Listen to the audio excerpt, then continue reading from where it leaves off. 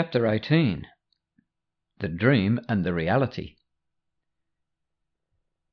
To substitute is to accept instead. If you would but consider exactly what this entails, you would perceive at once how much at variance this is with the goal the Holy Spirit has given you and would accomplish for you. To substitute is to choose between, renouncing one in favour of the other. For this special purpose, one is judged more valuable, and the other is replaced by him.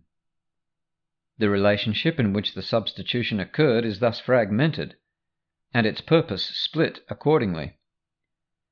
To fragment is to exclude, and substitution is the strongest defense the ego has for separation. The Holy Spirit never uses substitutes. Where the ego perceives one person as a replacement for another, the Holy Spirit sees them joined and indivisible. He does not judge between them, knowing they are one. Being united, they are one because they are the same. Substitution is clearly a process in which they are perceived as different. One would unite, the other separate. Nothing can come between what God has joined and what the Holy Spirit sees as one. But everything seems to come between the fragmented relationships the ego sponsors to destroy. The one emotion in which substitution is impossible is love. Fear involves substitution by definition, for it is love's replacement. Fear is both a fragmented and a fragmenting emotion. It seems to take many forms, and each seems to require a different form of acting out for satisfaction. While this appears to introduce quite variable behaviour, a far more serious effect lies in the fragmented perception from which the behaviour stems. No one is seen complete. The body is emphasized with special emphasis on certain parts, and used as the standard for comparison for either acceptance or rejection of suitability for acting out a special form of fear. Substitution as a defense.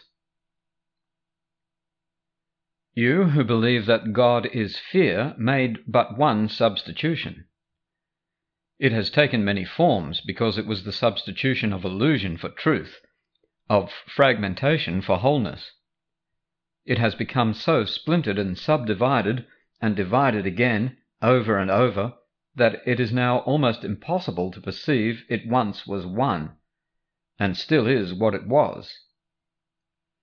That one error which brought truth to illusion, infinity to time, and life to death was all you ever made. Your whole world rests upon it. Everything you see reflects it, and every special relationship which you have ever made is part of it. You have expressed surprise at hearing how very different is reality from what you see. You do not realize the magnitude of that one error. It was so vast and so completely incredible that from it a world of total unreality had to emerge. What else could come of it? Its fragmented aspects are fearful enough as you begin to look at them, but nothing you have seen begins to show you the enormity of the original error, which seemed to cast you out of heaven, to shatter knowledge into meaningless bits of disunited perceptions, and to force you to further substitutions.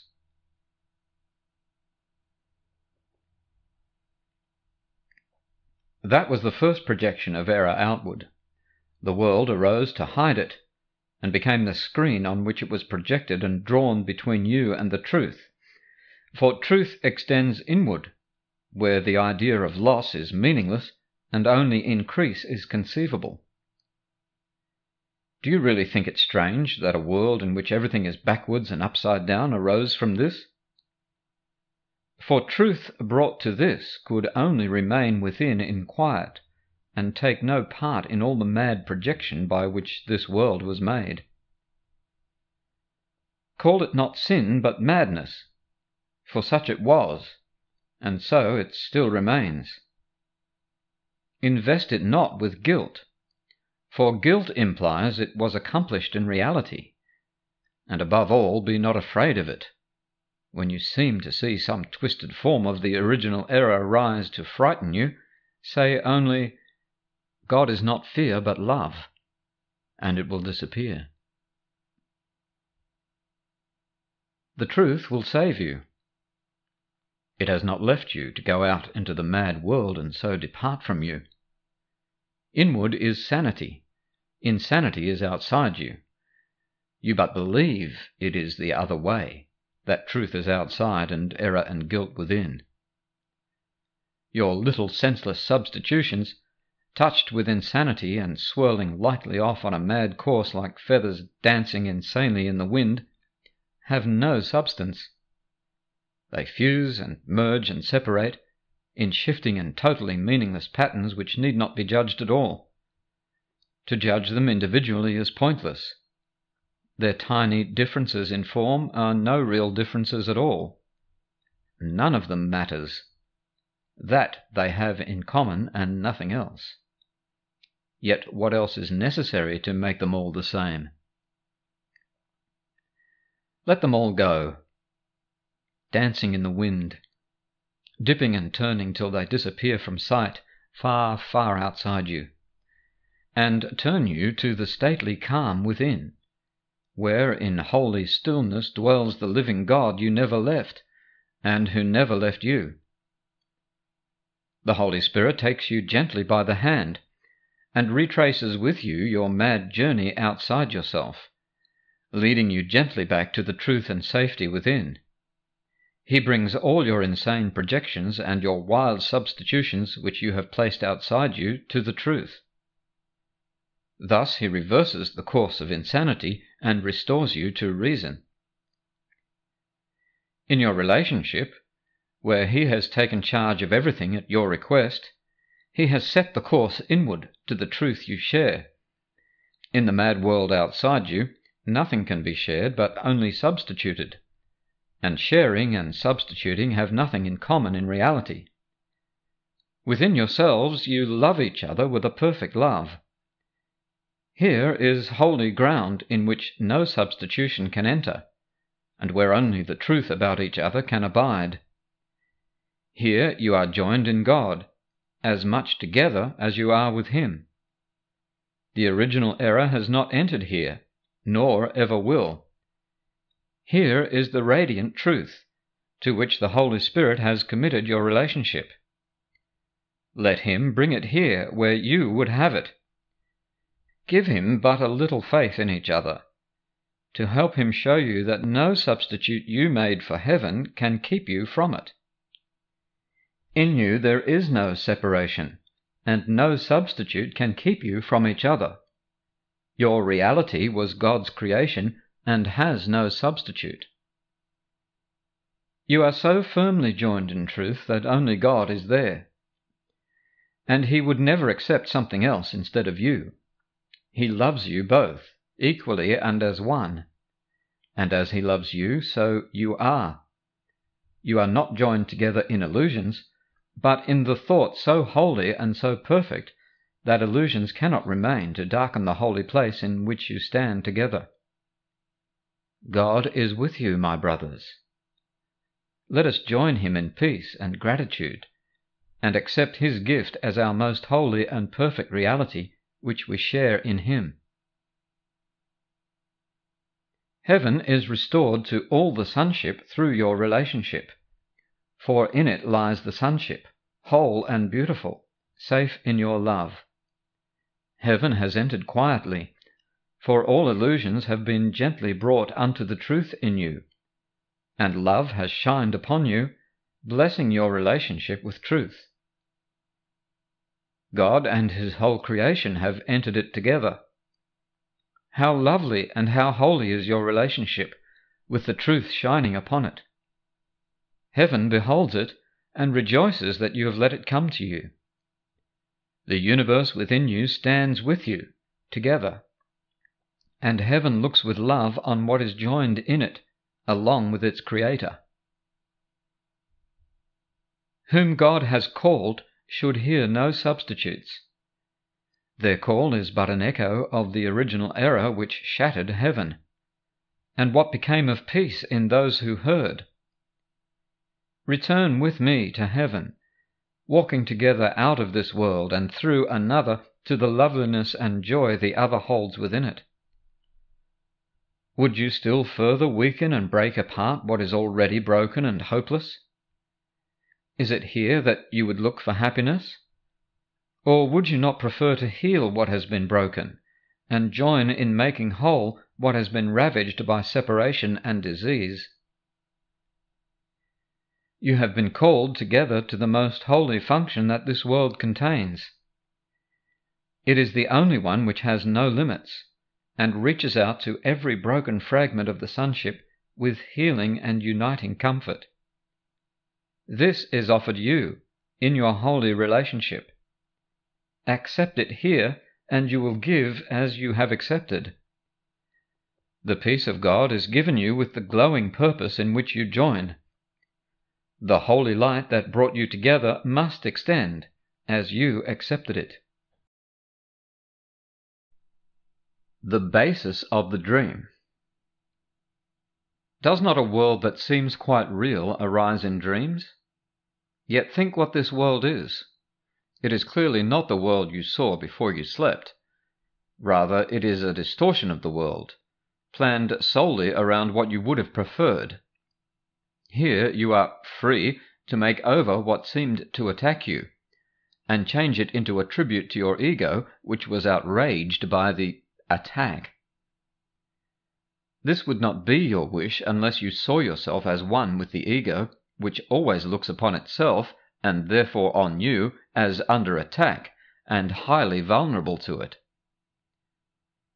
Dreams are chaotic because they are governed by your conflicting wishes, and therefore they have no concern with what is true. They are the best examples you could have of how perception can be utilized to substitute illusions for truth.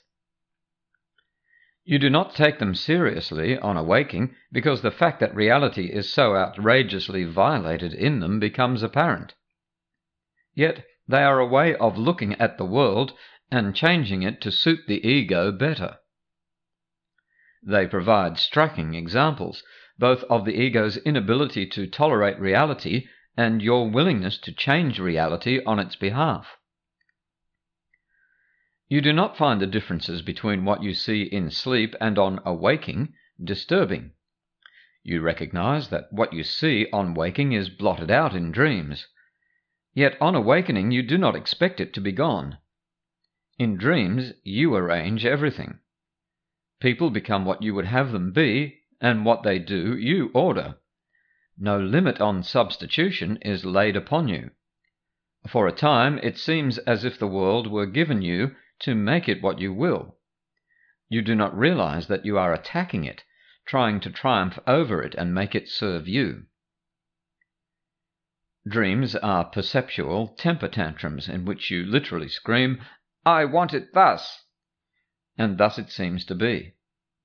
And yet the dream cannot escape its origin. Anger and fear pervade it, and in an instant the illusion of satisfaction is invaded by the illusion of terror. For the dream of your ability to control reality by substituting a world which you prefer is terrifying. Your attempts to blot out reality are very fearful, but this you are not willing to accept. And so you substitute the fantasy that reality is fearful, not what you would do to it. And thus is guilt made real. Dreams show that you have the power to make a world as you would have it be, and that because you want it, you see it. And while you see it, you do not doubt that it is real. Yet here is a world clearly within your mind that seems to be outside. You do not respond to it as though you made it, nor do you realize that the emotions which the dream produce must come from you. It is the figures in the dream and what they do that seem to make the dream. You do not realize that you are making them act out for you, for if you did, the guilt would not be theirs and the illusion of satisfaction would be gone. In dreams, these features are not obscure. You seem to waken and the dream is gone. Yet what you fail to recognize is that what caused the dream has not gone with it. Your wish to make another world that is not real remains with you, and what you seem to wake to is but another form of this same world you see in dreams. All your time is spent in dreaming. Your sleeping and your waking dreams have different forms, and that is all. Their content is the same. They are your protest against reality and your fixed and insane idea that you can change it. In your waking dreams, the special relationship is your determination to keep your hold on unreality and prevent yourself from waking. And while you see more value in sleeping than in waking, you will not let go of it. The Holy Spirit, ever practical in His wisdom, accepts your dreams and uses them as means for waking. You would have used them to remain asleep. We once said that the first change, before dreams disappear, is that your dreams of fear are changed to happy dreams. That is what the Holy Spirit does in your special relationship. He does not destroy it nor snatch it away from you. Your special relationship will remain, not as a source of pain and guilt, but as a source of joy and freedom. It will not be for you alone, for therein lay its misery. As its unholiness kept it a thing apart, its holiness will become an offering to everyone. Your special relationship will be a means for undoing guilt in everyone blessed through your holy relationship. It will be a happy dream, and one which you will share with all who come within your sight. Through it, the blessing which the Holy Spirit has laid upon it will be extended. Think not that He has forgotten anyone in the purpose He has given you, and think not that He has forgotten you, to whom He gave the gift. He uses everyone who calls on Him as means for the salvation of everyone, and He will waken everyone through you who offered your relationship to Him. If you but recognized His gratitude, or mine through His, for we are joined as in one purpose, being of one mind with Him. Let not the dream take hold to close your eyes. It is not strange that dreams can make a world that is unreal. The wish to make it is incredible. Your relationship has become one in which the wish has been removed, because its purpose has been changed from one of dreams to one of truth. You are not sure of this because you think it may be this that is the dream. You are so used to choosing between dreams, you do not see you have made at last the choice between the truth and all illusions. Yet heaven is sure. This is no dream. Its coming means that you have chosen truth, and it has come because you have been willing to let your special relationship meet its conditions. In your relationship, the Holy Spirit has gently laid the real world, the world of happy dreams, from which awaking is so easy and so natural. For as your sleeping and your waking dreams represent the same wishes in your mind, so do the real world and the truth of heaven join in the will of God. The dream of waking is easily transferred to its reality, for this dream comes from your will joined with the will of God, and what this will would have accomplished has never not been done. Light in the dream.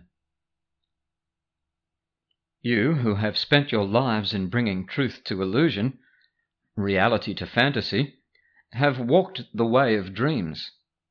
For you have gone from waking to sleeping, and on to a yet deeper sleep. Each dream has led to other dreams, and every fantasy which seemed to bring a light into the darkness, but made the darkness deeper. Your goal was darkness, in which no ray of light could enter, and you sought a blackness so complete that you could hide from truth forever, in complete insanity. What you forgot was simply that God cannot destroy Himself. The light is in you. Darkness can cover it, but cannot put it out. As the light comes nearer, you will rush to darkness, shrinking from the truth, sometimes retreating to the lesser forms of fear, and sometimes to stark terror. But you will advance, because your goal is the advance from fear to truth. You know this. The goal which you accepted is the goal of knowledge, for which you signified your willingness. Fear seems to live in darkness, and when you are afraid you have stepped back. Let us then join quickly in an instant of light, and it will be enough to remind you that your goal is light. Truth has rushed to meet you since you called upon it. If you knew who walks beside you on this way which you have chosen, fear would be impossible. You do not know because the journey into darkness has been long and cruel, and you have gone deep into it. A little flicker of your eyelids, closed so long, has not yet been sufficient to give you confidence in yourselves, so long despised. You go toward love, still hating it, and terribly afraid of its judgment upon you. And you do not realize that you are not afraid of love, but only of what you have made of it. You are advancing to love's meaning and away from all illusions in which you have surrounded it. When you retreat to the illusion, your fear increases, for there is little doubt that what you think it means is fearful. Yet what is that to us who travel surely and very swiftly away from fear? You who hold each other's hand also hold mine, for when you joined each other you were not alone. Do you believe that I would leave you in the darkness you agreed to leave with me? In your relationship is this world's light, and fear must disappear before you now. Be tempted not to snatch away the gift of faith you offered to each other. You will succeed only in frightening yourselves. The gift is given forever, for God Himself received it. You cannot take it back. You have accepted God. The holiness of your relationship is established in heaven. You do not understand what you accepted, but remember that your understanding is not necessary. All that was necessary was merely the wish to understand. That wish was the desire to be holy. The will of God is granted you, for you desire the only thing you ever had or ever were. Each instant that we spend together will teach you that this goal is possible, and will strengthen your desire to reach it. And in your desire lies its accomplishment. Your desire is now in complete accord with all the power of the Holy Spirit's will. No little faltering footsteps that you may take can separate your desire from His will and from His strength. I hold your hand, as surely as you agreed to take each other's. You will not separate, for I stand with you, and walk with you in your advance to truth. And where we go, we carry God with us. In your relationship, you have joined with me in bringing heaven to the Son of God, who hid in darkness. You have been willing to bring the darkness to light, and this willingness has given strength to everyone who would remain in darkness.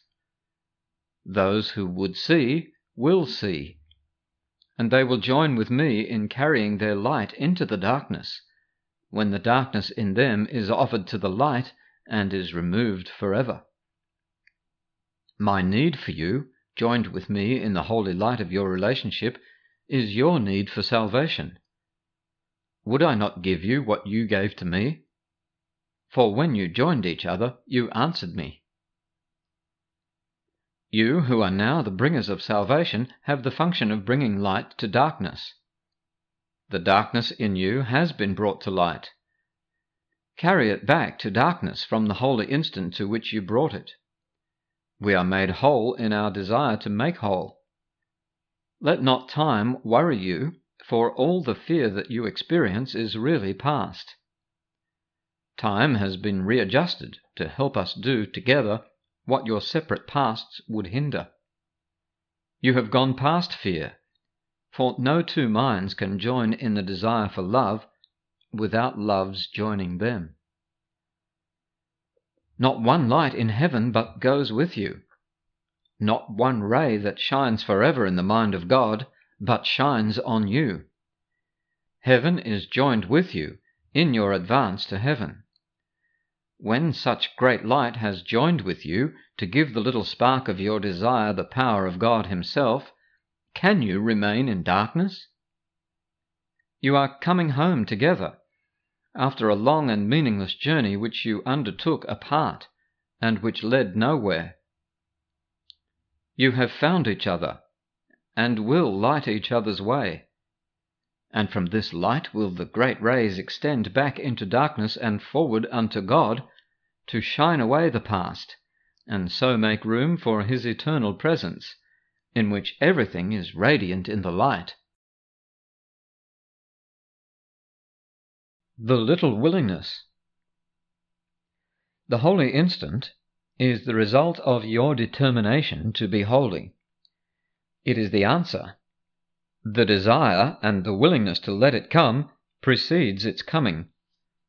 You prepare your minds for it only to the extent of recognizing that you want it above all else. It is not necessary that you do more. Indeed, it is necessary that you realize that you cannot do more. Do not attempt to give the Holy Spirit what He does not ask, or you will add the ego unto Him and confuse the two. He asks but little. It is He who adds the greatness and the might. He joins with you to make the holy instant far greater than you can understand. It is your realization that you need do so little that enables Him to give so much. Trust not your good intentions. They are not enough. But trust implicitly your willingness, whatever else may enter. Concentrate only on this, and be not disturbed that shadows surround it. That is why you came. If you could come without them, you would not need the holy instant. Come to it not in arrogance, assuming that you must achieve the state its coming brings with it. The miracle of the holy instant lies in your willingness to let it be what it is. And in your willingness for this lies also your acceptance of yourself as you were meant to be. Humility will never ask that you remain content with littleness, but it does require that you be not content with less than greatness which comes not of you. Your difficulty with the holy instant arises from your fixed conviction that you are not worthy of it. And what is this but the determination to be as you would make yourself? God did not create His dwelling place unworthy of Him. And if you believe He cannot enter where He wills to be, you must be interfering with His will. You do not need the strength of willingness to come from you, but only from His will. The holy instant does not come from your little willingness alone. It is always the result of your small willingness combined with the unlimited power of God's will. You have been wrong in thinking that it is needful to prepare yourself for Him. It is impossible to make arrogant preparations for holiness and not believe that it is up to you to establish the conditions for peace. God has established them. They do not wait upon your willingness for what they are. Your willingness is needed only to make it possible to teach you what they are. If you maintain you are unworthy of learning this, you are interfering with the lesson by believing that you can make the learner different. You did not make the learner, nor can you make him different. Would you first make a miracle yourself and then expect one to be made for you? You merely ask the question. The answer is given. Seek not to answer it, but merely receive the answer as it is given. In preparing for the holy instant, do not attempt to make yourself holy to be ready to receive it. That is but to confuse your role with God's. Atonement cannot come to those who think that they must first atone, but only to those who offer it nothing more than simple willingness to make way for it. Purification is of God alone, and therefore for you. Rather than seek to prepare yourself for Him, try to think thus: I, who am host to God, am worthy of Him. He who established His dwelling place in me created it as He would have it be. It is not needful that I make it ready for Him, but only that I do not interfere with His plan to restore to me my own awareness of my readiness, which is eternal. I need add nothing to His plan. But to receive it, I must be willing not to substitute my own in place of it. And that is all. Add more, and you will merely take away the little that is asked. Remember, you made guilt, and that your plan for the escape from guilt has been to bring atonement to it, and make salvation fearful. And it is only fear that you will add, if you prepare yourself for love. The preparation for the holy instant belongs to Him who gives it. Release yourselves to Him whose function is release. Do not assume His function for Him. Give Him but what He asks, that you may learn how little is your part and how great is His. It is this that makes the holy instant so easy and so natural. You make it difficult because you insist there must be more that you need do. And it is very hard for you to realize that it is not personally insulting, that your contribution and the Holy Spirit's are so extremely disproportionate. You are still convinced your understanding is a powerful contribution to the truth and makes it what it is. Yet we have emphasized that you need understand nothing. Salvation is easy just because it asks nothing that you cannot give right now. Forget not that it has been your decision to make everything that is natural and easy for you impossible. What you believe to be impossible will be, if God so wills it, but you will remain quite unaware of it.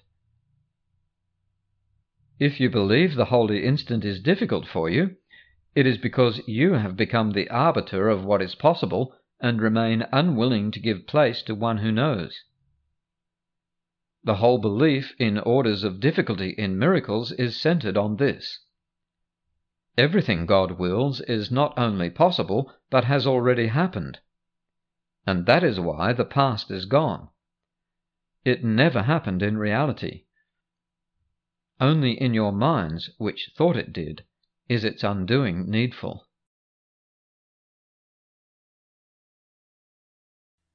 The happy dream. Prepare you now for the undoing of what never was. If you already understood the difference between truth and illusion, the atonement would have no meaning. The holy instant, your holy relationship, the Holy Spirit's teaching, and all the means by which salvation is accomplished would have no purpose, for they are all but aspects of the plan to change your dreams of fear to happy dreams, from which you waken easily to knowledge. Put yourself not in charge of this, for you cannot distinguish between advance and retreat. Some of your greatest advances you have judged as failures, and some of your deepest retreats you have evaluated as success. Never approach the holy instant after you have tried to remove all fear and hatred from your mind. That is its function. Never attempt to overlook your guilt before you ask the Holy Spirit's help. That is His function. Your part is only to offer Him a little willingness, to let Him remove all fear and hatred, and to be forgiven. On your little faith, joined with His understanding, He will build your part in the atonement, and make sure you fulfill it easily. And with Him you will build a ladder planted in the solid rock of faith, and rising even to heaven. Nor will you use it to ascend to heaven alone. Through your holy relationship, reborn and blessed in every holy instant which you do not arrange, thousands will rise to heaven with you. Can you plan for this? Or could you prepare yourselves for such a function? Yet it is possible because God wills it. Nor will he change his mind about it. The means and purpose both belong to him. You have accepted one, the other will be provided. A purpose such as this, without the means, is inconceivable. He will provide the means to anyone who shares his purpose. Happy dreams come true, not because they are dreams, but only because they are happy. And so they must be loving. Their message is, "Thy will be done," and not, "I want it otherwise." The alignment of means and purpose is an undertaking impossible for you to understand. You do not even realize you have accepted the Holy Spirit's purpose as your own, and you would merely bring unholy means to its accomplishment. The little faith it needed to change the purpose is all that is required to receive the means and use them. It is no dream to love your brother as yourself, nor is your holy relationship a dream. All that remains of dreams within it is that it is still a special relationship. Yet it is very useful to the Holy Spirit, who has a special function here. It will become the happy dream through which he can spread joy to thousands on thousands who believe that love is fear, not happiness. Let him fulfill the function that he gave to your relationship by accepting it for you, and nothing will be wanting that would make of it what he would have it be. When you feel the holiness of your relationship is threatened by anything, stop instantly and offer the Holy Spirit your willingness, in spite of fear, to let him exchange this instant for the Holy One which you would rather have. He will never fail in this. But forget not that your relationship is one, and so it must be that whatever threatens the peace of one is an equal threat to the other. The power of joining and its blessing lie in the fact that it is now impossible for either of you to experience fear alone, or to attempt to deal with it alone. Never believe that this is necessary or even possible. Yet, just as this is impossible, so is it equally impossible that the holy instant come to either of you without the other, and it will come to both at the request of either. Whichever is saner at the time when the threat is perceived should remember how deep is his indebtedness to the other, and how much gratitude is due him, and be glad that he can pay his debt by bringing happiness to both. Let him remember this and say, "I desire this holy instant for myself, that I may share it with my brother whom I love. It is not possible that I can have it without him, or he without me. Yet it is wholly possible for us to share it now. And so I choose this instant as the one to offer to the Holy Spirit, that his blessing may descend on us, and keep us both in peace." Dreams and the Body.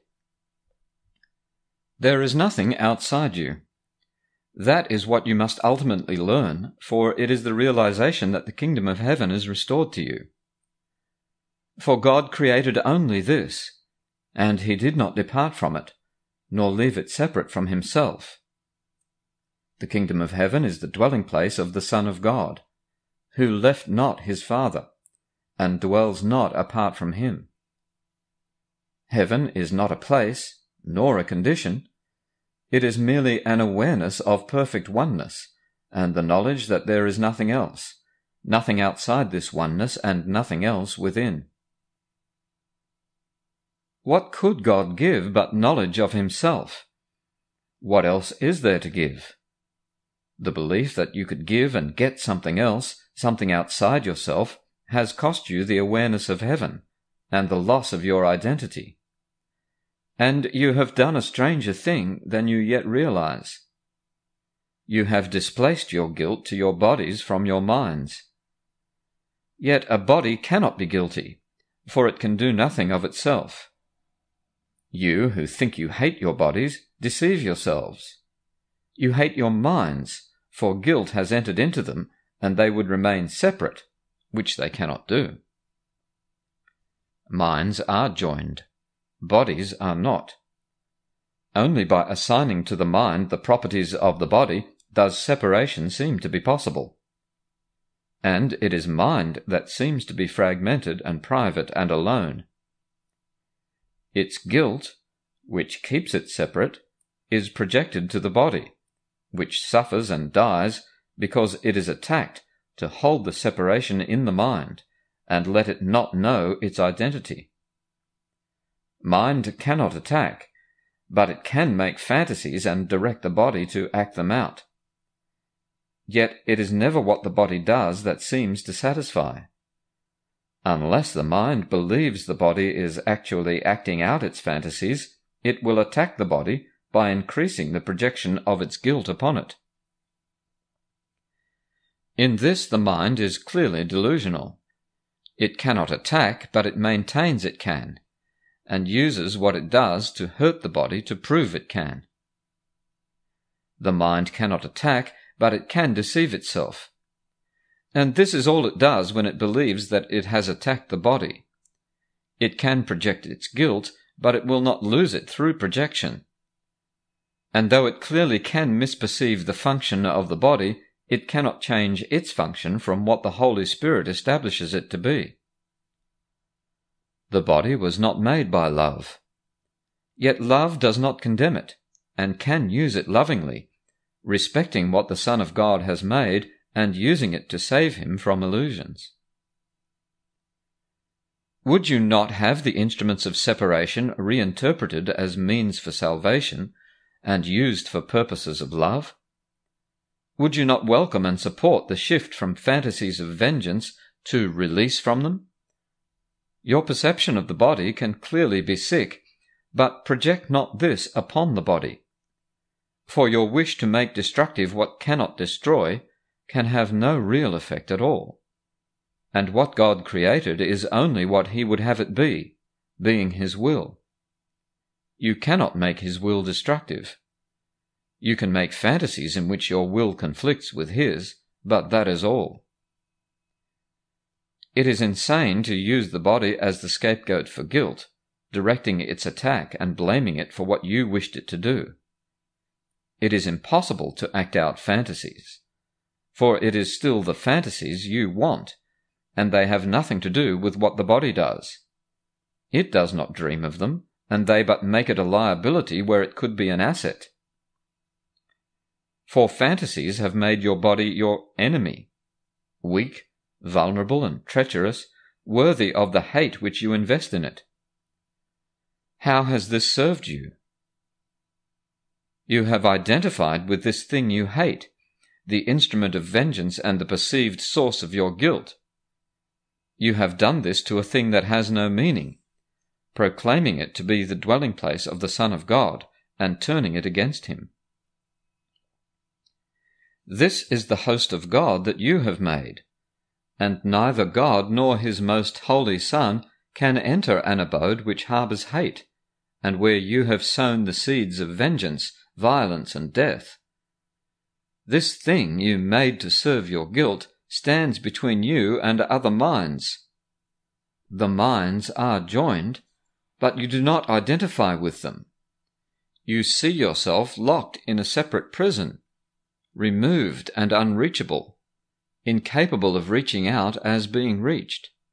You hate this prison you have made, and would destroy it. But you would not escape from it, leaving it unharmed without your guilt upon it. Yet only thus can you escape. The home of vengeance is not yours. The place you set aside to house your hate is not a prison, but an illusion of yourself.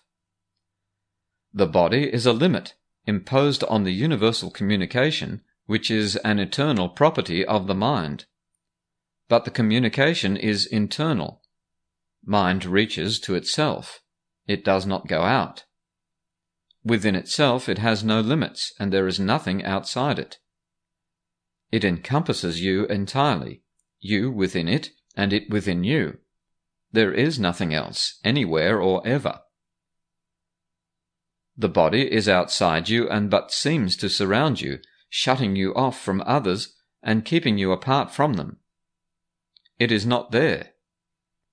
There is no barrier between God and his Son, nor can his Son be separated from himself except in illusions.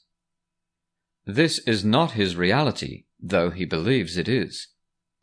Yet this could only be if God were wrong. God would have had to create differently, and to have separated himself from his Son to make this possible. He would have had to create different things and to establish different orders of reality, only some of which were love. Yet love must be forever like itself, changeless forever and forever without alternative. And so it is. You cannot put a barrier around yourself, because God placed none between himself and you. You can stretch out your hand and reach to heaven. You, whose hands are joined, have begun to reach beyond the body, but not outside yourselves, to reach your shared identity together. Could this be outside you, where God is not? Is he a body, and did he create you as he is not, and where he cannot be? You are surrounded only by him. What limit can there be on you whom he encompasses? Everyone has experienced what he would call a sense of being transported beyond himself.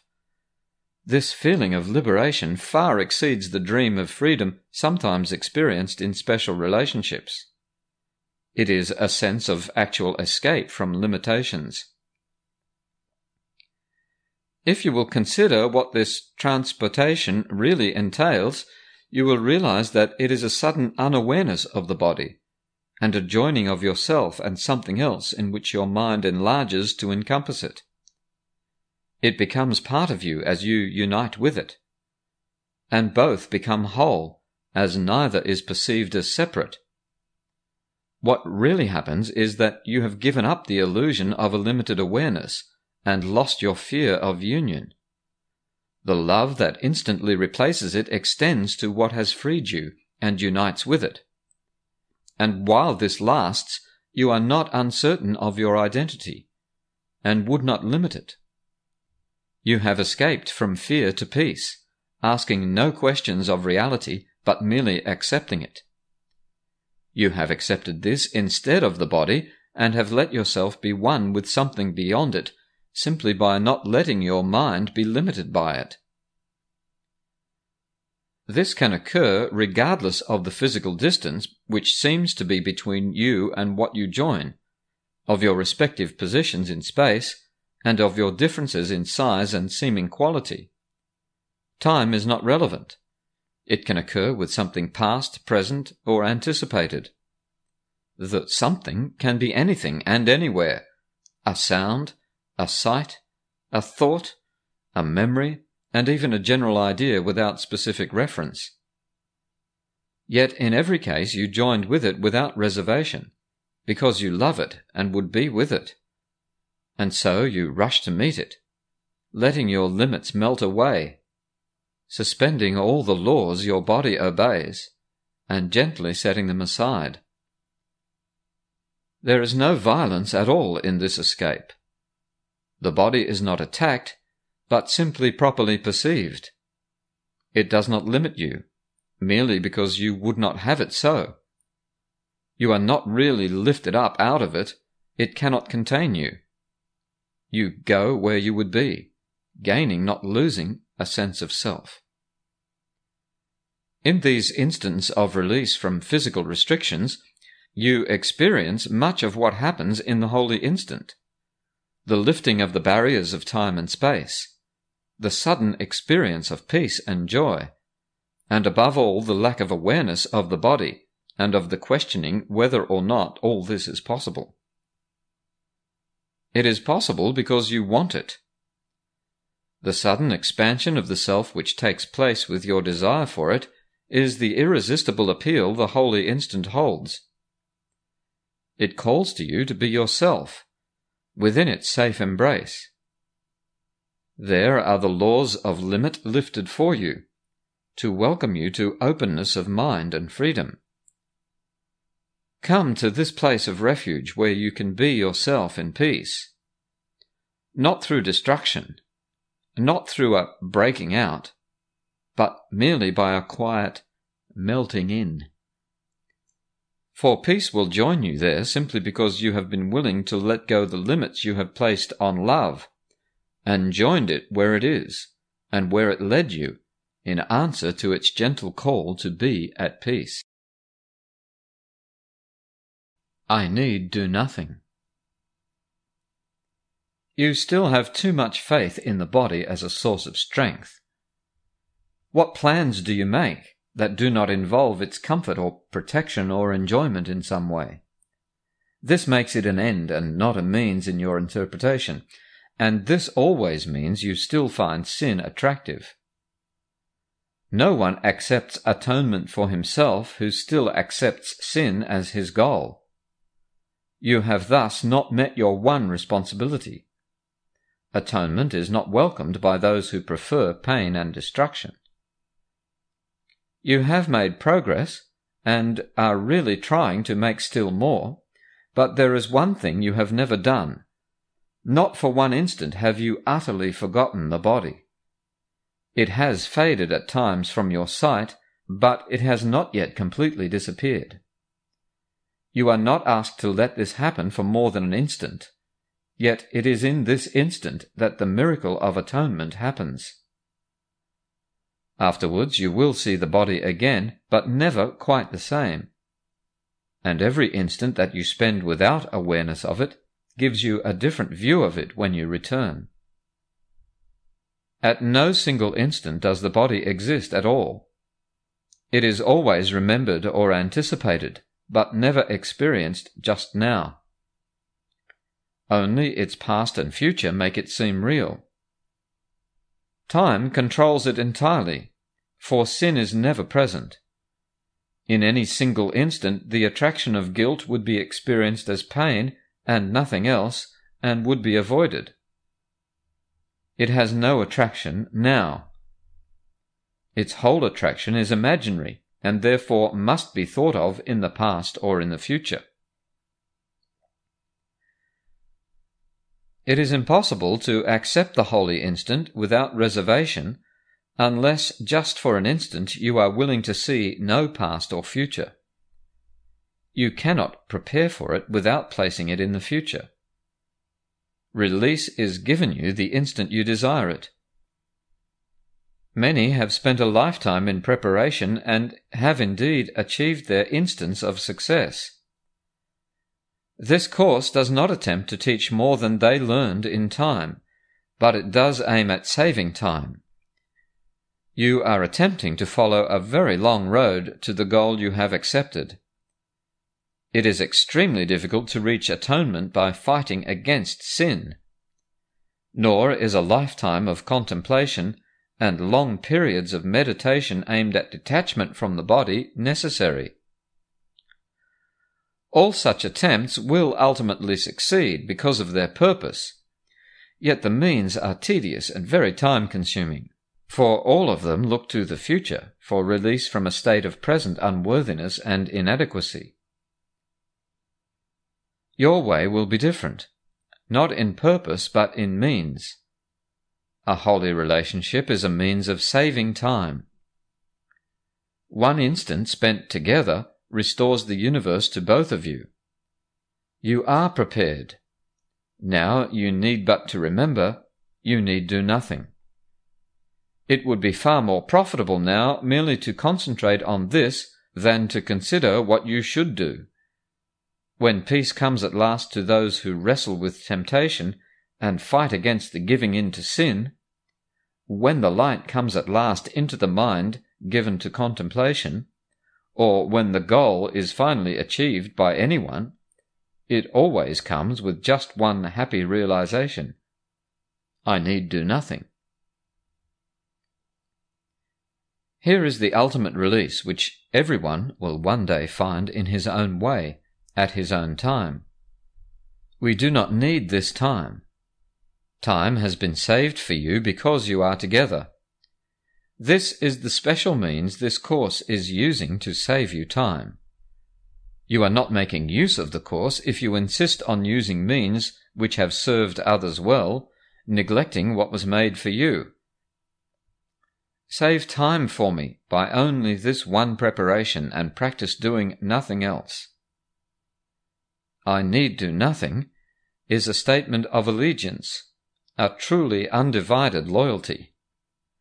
Believe it for just one instant, and you will accomplish more than is given to a century of contemplation or of struggle against temptation. To do anything involves the body, and if you recognize you need do nothing, you have withdrawn the body's value from your mind. Here is the quick and open door through which you slip past centuries of effort and escape from time. This is the way in which sin loses all attraction right now. For here is time denied and past and future gone. Who need do nothing has no need for time. To do nothing is to rest, and make a place within you where the activity of the body ceases to demand attention. Into this place the Holy Spirit comes, and there abides.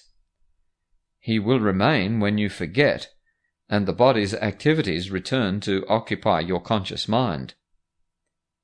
Yet there will always be this place of rest to which you can return, and you will be more aware of this quiet centre of the storm than all its raging activity. This quiet centre in which you do nothing will remain with you, giving you rest in the midst of every busy doing on which you are sent. For from this centre will you be directed how to use the body sinlessly. It is this centre from which the body is absent that will keep it so in your awareness of it. The purpose of the body. It is only the awareness of the body that makes love seem limited, for the body is a limit on love. The belief in limited love was its origin, and it was made to limit the unlimited. Think not that this is merely allegorical, for it was made to limit you. Can you, who see yourselves within a body, know yourself as an idea? Everything you recognize, you identify with externals, something outside itself. You cannot even think of God without a body, or some form you think you recognize. The body cannot know, and while you limit your awareness to its tiny senses, you will not see the grandeur which surrounds you. God cannot come into a body, nor can you join him there. Limits on love will always seem to shut him out and to keep you apart from him. The body is a tiny fence around a little part of a glorious and complete idea.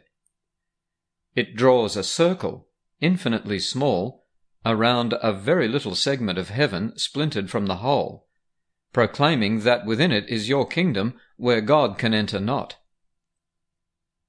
Within this kingdom the ego rules, and cruelly, and to defend this little speck of dust it bids you fight against the universe. This fragment of your mind is such a tiny part of it that, could you but appreciate the whole, you would see instantly that it is like the smallest sunbeam to the sun, or like the faintest ripple on the surface of the ocean. In its amazing arrogance, this tiny sunbeam has decided it is the sun. This almost imperceptible ripple hails itself as the ocean. Think how alone and frightened is this little thought, this infinitesimal illusion, holding itself apart against the universe. The sun becomes the sunbeam's enemy, which would devour it, and the ocean terrifies the little ripple and wants to swallow it. Yet neither sun nor ocean is even aware of all this strange and meaningless activity. They merely continue, unaware that they are feared and hated by a tiny segment of themselves. Even that segment is not lost to them, for it could not survive apart from them. and what it thinks it is in no way changes its total dependence on them for its being. Its whole existence still remains in them. Without the sunbeam would be gone. The ripple without the ocean is inconceivable. Such is the strange position in which those in a world inhabited by bodies seem to be. Each body seems to house a separate mind, a disconnected thought, living alone and in no way joined to the thought by which it was created. Each tiny fragment seems to be self-contained, needing each other for some things, but by no means totally dependent on their one creator for everything, and needing the whole to give them any meaning, for by themselves they do mean nothing. Nor have they any life apart and by themselves. Like to the sun and ocean, yourself continues, unmindful that this tiny part regards itself as you. It is not missing. It could not exist if it were separate, nor would the whole be whole without it. It is not a separate kingdom, ruled by an idea of separation from the rest. Nor does a fence surround it, preventing it from joining with the rest and keeping it apart from its creator. This little aspect is no different from the whole, being continuous with it and at one with it. It leads no separate life, because its life is the oneness in which its being was created. Do not accept this little fenced-off aspect as yourself. The sun and ocean are as nothing beside what you are. The sunbeam sparkles only in the sunlight, and the ripple dances as it rests upon the ocean. Yet in neither sun nor ocean is the power that rests in you. Would you remain within your tiny kingdom, a sorry king, a bitter ruler of all he surveys, who looks on nothing, yet who would still die to defend it? This little self is not your kingdom. Arched high above it and surrounding it with love is the glorious whole, which offers all its happiness and deep content to every part. The little aspect which you think you set apart is no exception. Love knows no bodies, and reaches to everything created like itself. Its total lack of limit is its meaning. It is completely impartial in its giving, encompassing only to preserve and keep complete what it would give. In your tiny kingdom you have so little. Should it not then be there that you would call on love to enter? Look at the desert, dry and unproductive, scorched and joyless, which makes up your little kingdom, and realize the life and joy which love would bring to it from where it comes and where it would return with you. The thought of God surrounds your little kingdom, waiting at the barrier you built to come inside and shine upon the barren ground. See how life springs up everywhere. The desert becomes a garden, green and deep and quiet, offering rest to those who lost their way and wander in the dust.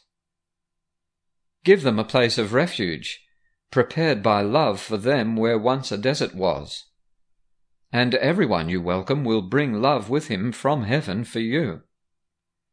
They enter one by one into this holy place, but they will not depart as they had come, alone. The love they brought with them will stay with them, as it will stay with you. And under its beneficence your little garden will expand, and reach out to everyone who thirsts for living water, but has grown too weary to go on alone. Go out and find them, for they bring yourself with them, and lead them gently to your quiet garden and receive their blessing there. So will it grow and stretch across the desert, leaving no lonely little kingdoms locked away from love, and leaving you inside. And you will recognize yourself and see your little garden gently transformed into the kingdom of heaven, with all the love of its Creator shining upon it. The holy instant is your invitation to love, to enter into your bleak and joyless kingdom, and to transform it into a garden of peace and welcome. Love's answer is inevitable. It will come because you came without the body, and interposed no barriers which would interfere with its glad coming. In the holy instant, you ask of love only what it offers everyone, neither less nor more. Asking for everything, you will receive it, and your shining self will lift the tiny aspect which you tried to hide from heaven straight into heaven. No part of love calls on the whole in vain. No Son of God remains outside his fatherhood. Be sure of this. Love has entered your special relationship, and entered fully at your weak request. You do not recognize that love has come, because you have not yet let go of all the barriers you hold against each other, and you will not be able to give love welcome separately. You could no more know God alone than he knows you without your brother. But together you could no more be unaware of love than love could know you not, or fail to recognize itself in you. You have reached the end of an ancient journey, not realizing yet that it is over. You are still worn and tired, and the desert's dust still seems to cloud your eyes and keep you sightless. Yet he whom you welcomed has come to you, and would welcome you. He has waited long to give you this. Receive it now of him, for he would have you know him. Only a little wall of dust still stands between you. Blow on it lightly and with happy laughter, and it will fall away, and walk into the garden love has prepared for both of you. The delusional thought system. You have been told to bring the darkness to the light and guilt to holiness, and you have also been told that the error must be corrected at its source. Therefore it is the tiny part of yourself, the little thought that seems split off and separate, which the Holy Spirit needs. The rest is fully in God's keeping and needs no guide. Yet this wild and delusional thought needs help, because in its delusions it thinks it is the Son of God, whole and omnipotent, sole ruler of the kingdom it set apart to tyrannize, by madness, into obedience and slavery. This is the little part of you think you stole from heaven. Give it back to heaven. Heaven has not lost it, but you have lost sight of heaven. Let the Holy Spirit remove it from the withered kingdom in which you set it off, surrounded by darkness, guarded by attack, and reinforced by hate. Within its barricades is still a tiny segment of the Son of God, complete and holy, serene and unaware of what you think surrounds it. Be you not separate, for the one who does surround it has brought union to you, returning your little offering of darkness to the eternal light. How is this done? It is extremely simple, being based on what this little kingdom really is. The barren sands, the darkness and the lifelessness are seen only through the body's eyes. Its vision is distorted, and the messages it transmits to you who made it to limit your awareness are little and limited, and so fragmented they are meaningless. From the world of bodies, made by insanity, insane messages seem to be returned to the mind which made it. And these messages bear witness to this world, pronouncing it as true. For you sent forth these messengers to bring this back to you. Everything these messages relay to you is quite external. There are no messages which speak of what lies underneath, for it is not the body that could speak of this. Its eyes perceive it not. Its senses remain quite unaware of it. Its tongue cannot relay its messages.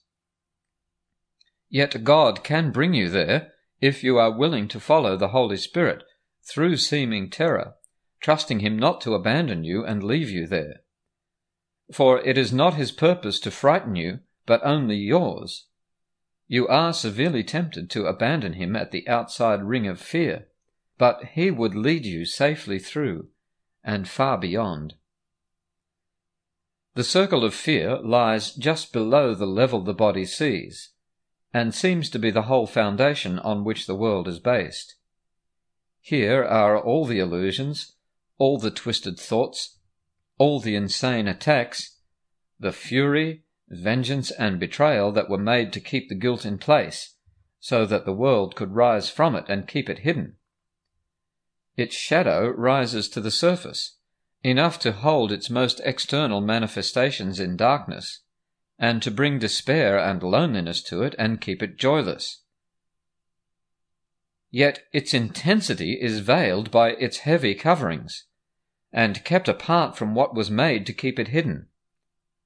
The body cannot see this, for the body arose from this for its protection, which must always depend on keeping it not seen. The body's eyes will never look on it, yet they will see what it dictates. The body will remain guilt's messenger, and will act as it directs as long as you believe that guilt is real. For the reality of guilt is the illusion which seems to make it heavy and opaque, impenetrable, and a real foundation for the ego's thought system. Its thinness and transparency are not apparent until you see the light behind it, and then you see it as a fragile veil before the light. This heavy-seeming barrier, this artificial floor which looks like rock, is like a bank of low dark clouds that seem to be a solid wall before the sun. Its impenetrable appearance is wholly an illusion. It gives way softly to the mountain tops which rise above it, and has no power at all to hold back anyone willing to climb above it and see the sun. It is not strong enough to stop a button's fall, nor hold a feather. Try but to touch it and it disappears. Attempt to grasp it and your hands hold nothing. Yet in this cloud bank it is easy to see a whole world rising. A solid mountain range, a lake, a city, all rise in your imagination, and from the clouds the messengers of your perception return to you, assuring you that it is all there. Figures stand out and move about, actions seem real, and forms appear and shift from loveliness to the grotesque. And back and forth they go, as long as you would play the game of children's make-believe. Yet however long you play it, and regardless of how much imagination you bring to it, you do not confuse it with the world below, nor seek to make it real. So should it be with the dark clouds of guilt, no more impenetrable and no more substantial. You will not bruise yourself against them in travelling through. Let your guide teach you their unsubstantial nature, as he leads you past them, for beneath them is a world of light whereon they cast no shadows. Their shadows lie upon the world beyond them, still further from the light, yet from them to the light their shadows cannot fall. This world of light, this circle of brightness, is the real world where guilt meets with forgiveness. Here the world outside is seen anew, without the shadow of guilt upon it. Here are you forgiven, for here you have forgiven everyone. Here is the new perception, where everything is bright and shining with innocence, washed in the waters of forgiveness, and cleansed of every evil you thought you had laid upon it. Here there is no attack upon the Son of God, and you are welcome. Here is your innocence, waiting to clothe you and protect you, and make you ready for the final step in the journey inward. Here are the dark and heavy garments of guilt laid by, and gently replaced by purity and love. Yet even forgiveness is not the end. Forgiveness does make lovely, but it does not create. It is the source of healing, but it is the messenger of love and not its source. Here you are led, that God himself can take the final step unhindered. For here does nothing interfere with love, letting it be itself. A step beyond this holy place, a step still further inward, but the one you cannot take, transports you to something completely different. Here is the source of light, nothing perceived, forgiven, nor transformed, but merely known. The passing of the dream. This course will lead to knowledge, but knowledge itself is still beyond the scope of our curriculum. Nor is there any need for us to try to speak of what must forever lie beyond words. We need remember only that whoever attains the real world, beyond which learning cannot go, will go beyond it, but in a different way. Where learning ends, there God begins, for learning ends before him who is complete where he begins and where there is no end. It is not for us to dwell on what cannot be attained. There is too much to learn. The readiness for knowledge still must be attained. Love is not learned. Its meaning lies in itself, and learning ends when you have recognized all it is not. That is the interference. That is what needs to be done. Love is not learned because there never was a time in which you knew it not. Learning is useless in the presence of your Creator, whose acknowledgment of you and yours of him so far transcend all learning that everything you learned is meaningless, replaced forever by the knowledge of love and its one meaning. Your relationship has been uprooted from the world of shadows, and its unholy purpose has been safely brought through the barriers of guilt, washed with forgiveness, and set shining and firmly rooted in the world of light. From there it calls to you to follow the course it took, lifted high above the darkness, and gently placed before the gates of heaven. The holy instant in which you were united is but the messenger of love, sent from beyond forgiveness to remind you of all that lies beyond it. Yet it is through forgiveness that it will be remembered. And when the memory of God has come to you in the holy place of forgiveness, you will remember nothing else, and memory will be as useless as learning, for your only purpose will be creating. Yet this you cannot know, until every perception has been cleansed and purified, and finally removed forever. Forgiveness removes only the untrue, lifting the shadows from the world and carrying it, safe and sure within its gentleness, to the bright world of new and clean perception. There is your purpose now, and it is there that peace awaits you.